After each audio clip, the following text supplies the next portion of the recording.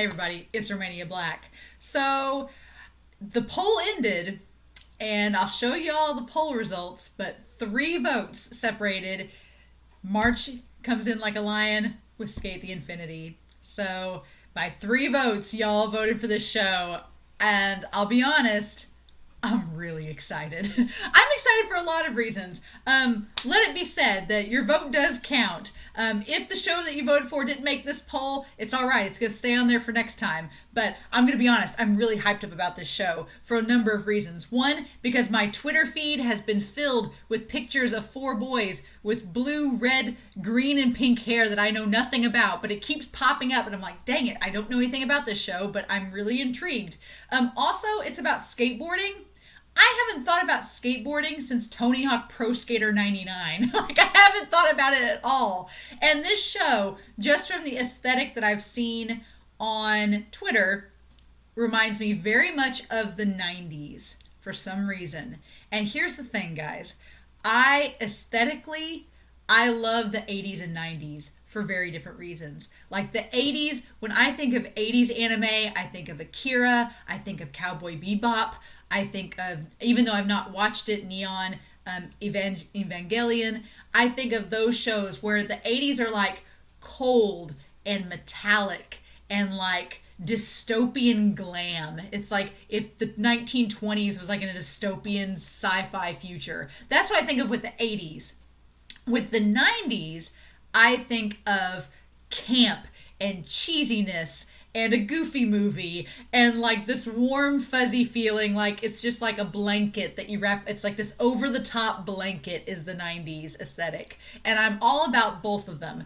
This show looks like the 90s just from what I've seen on Twitter, and it's about skateboarding, which I haven't thought about skateboarding since the 90s. I'm kind of all about it, and I know nothing about it other than that. So that had my interest piqued, and it's made by the same studio that it's by Bones, so it's the same studio doing Banana Fish, the same art director, the same studio as Free. I'm like, okay, you had me there. I'm already sold as well. So I'm really curious. I've heard good things.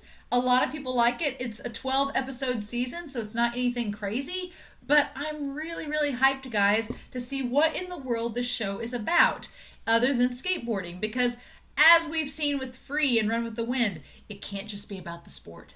It's got to be about the characters too, right? So I'm really curious, y'all. As soon as I got done with my Run with the Wind live stream, I was like, I'm going to sit down and watch the first episode because I've been hyped about it ever since it won the poll. I was like, I need to watch it. So I'm pretty excited, y'all, to see what happens. Thank you all so much for voting. This is going to be a lot of fun. I'm just really curious more than anything.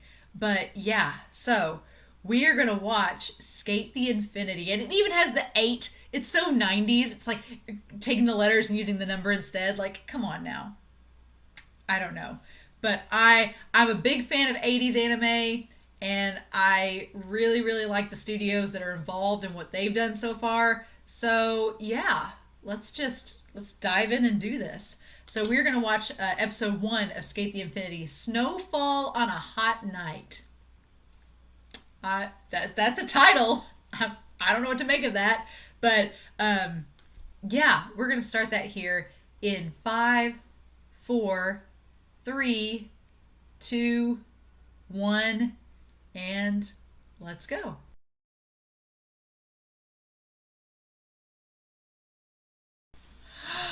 Oh my gosh! Ah! That was so much fun! Oh my gosh! Okay. I'm so glad this show won. I'm so glad already because yes, please. Yes, please. Okay.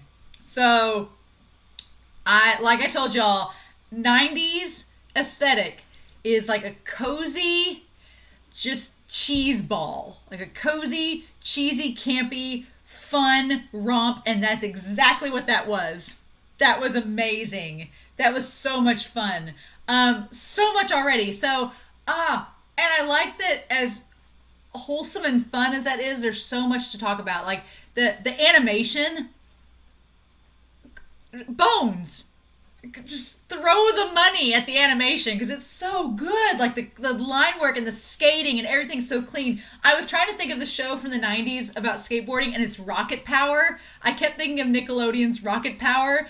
And I'm like, man, if Rocket Power had the animation budget of this show, this was so much fun. Oh my gosh. Okay, so the colors, and I love the skateboarding shop because if you grew up in the 90s, if you were a kid in the 90s, skateboarding was a thing. It was like Tony Hawk Pro Skater. When they was talking about the deck, I was like, oh my god, I remember decks. We had the little toy skateboards, and you collected your decks and you got the stickers and you put them all on it, and it was a big thing. So I'm imagining the creator of this show probably grew up in the 90s too and probably was a big fan of skateboarding back then, and now they're like, let's make an anime about it. I love it. Like, just the colors, the shop is so colorful and fun. The skateboarder designs, like the over the top clown makeup, like clowns. I think of oh gosh, there was a video game that was like in the 90s where you could play and there was a clown character. Like clowns were a big thing in the 90s. So the shadow character, that's such a callback to that. This blue-haired guy that's our over-the-top antagonist, being all like Crollo from Hunter x Hunter with like the orchestrating thing. I'm like, oh, you're gonna be that cheesy over-the-top antagonist. Okay, I'm here for it. I'm ready. I like at the beginning we've established what do you define as your happiness? What makes you happy? And we went through some characters. Cherry Blossom, the pink-haired one, said riches, so wealth. And clearly from the episode, Cherry Blossom has all these, like, has this really cool, like, super high-tech motorbike, has, like, the Alexa equivalent in Clara, like, has all this technological advanced things. So, money. Cherry Blossom's happiness is money. Joe, the green-haired guy, his happiness is women, because he's smooching on all the girls. Okay. This character that we just see their back, it looks like a little kid. It said, doing well in school or studying, getting into a good university. Okay, fair enough. And then there's a blue-haired man, but I don't think it's the same man as we see doing the orchestrating thing. I don't think it's the same one. I think it's someone different. But his was, what was his? Recognition. Was being recognized. Was happiness. And then Reiki, Reki's is skateboarding. That's his happiness because he likes going to the skateboard park and doing all that. So in walks Longa, and Longa with his background in snowboarding, which makes so much sense why the skateboard was throwing him off because his feet aren't secure. His feet wasn't secure and it's on wheels. So the idea that he straps himself in and can suddenly like move around and be a skateboarder or a snowboarder is really cool. And it looks like, I'm going to guess his dad has died because one, either his dad is dead or his parents are divorced because the dad's not in the picture and the mom has moved back to Japan where she's from, and so I'm assuming the dad was Canadian, and maybe that's where the snowboarding angle comes in at. Maybe he was a snowboarder perhaps, and Longa was like him. And I like that at the beginning Longa's really sad because he's like, there's no snow here, so snowboarding was his happiness and it was taken from him. So I like the cultural distance there where he's like introducing himself and the teacher's expecting him to give him a spiel about himself, like a statement. He just says his name. He's like, I'm just Longa Hasegawa. I don't know what to tell you. So, but the fact that his last name is Hasegawa, I'm like, are his parents divorced maybe and the mom took him back and he kept the mom's name? I don't know. Or did the dad take the mom's name? Because that's possible too. Either the dad is dead or the parents are divorced. But either way, Longa didn't look happy in that opening. And then Reki is like this big ball of energy. And I was like, yes, let's do this.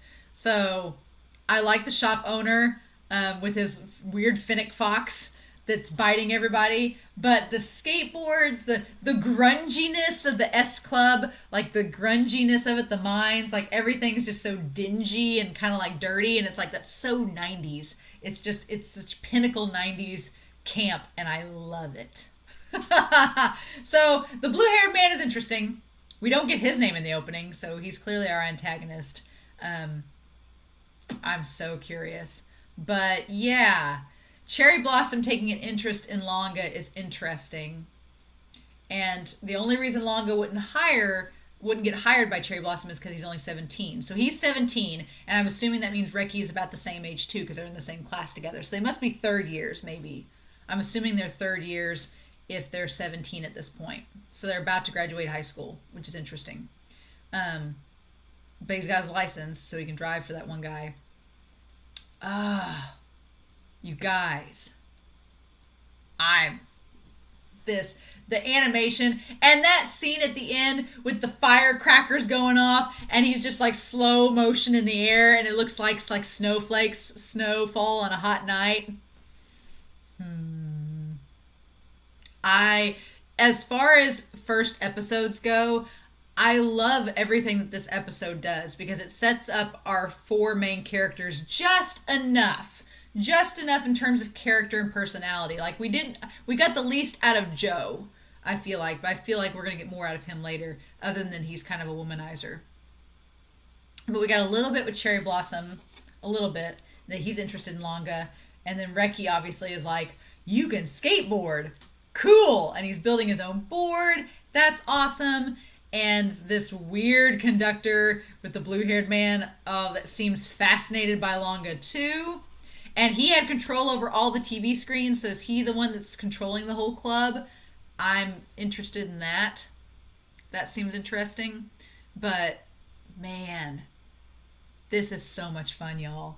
This episode just setting up what is happiness to these people, and then how skateboarding factors into it. The OP and the ED on the show are a bop already. Y'all weren't lying. People in the live stream for Run with the Wind were like, the OP and ED are awesome. I'm like, what a jam. Like, I was like bobbing my head along with it. Like, I'm all about it.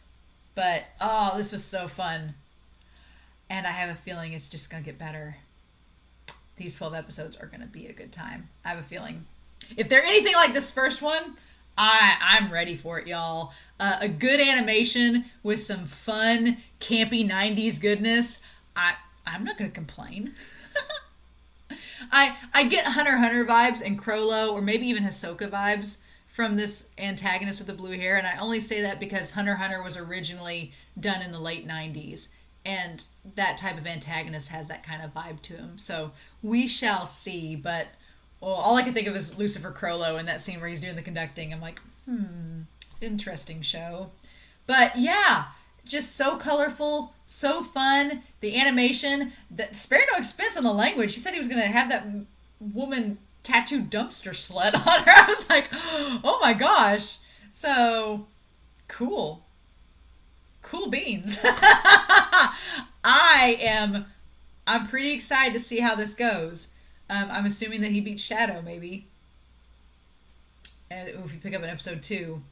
But, y'all, this was a great episode. If this is the start of the series, I'm pretty excited. So, I'm curious to know what you all thought down below. Please, no spoilers. But yeah, this looks like it's going to be a fun time. And a show that we're going to have stuff to talk about, too, which is exciting. It's not just going to be a fluff show. There's going to be things to chat about, which is even better. So, I'm curious to know what you all thought down below. I hope you all have a wonderful week. Thank you all so much for watching. Stay safe. Take care. And yeah, I'll be back again soon with episode 2 of Skate the Infinity.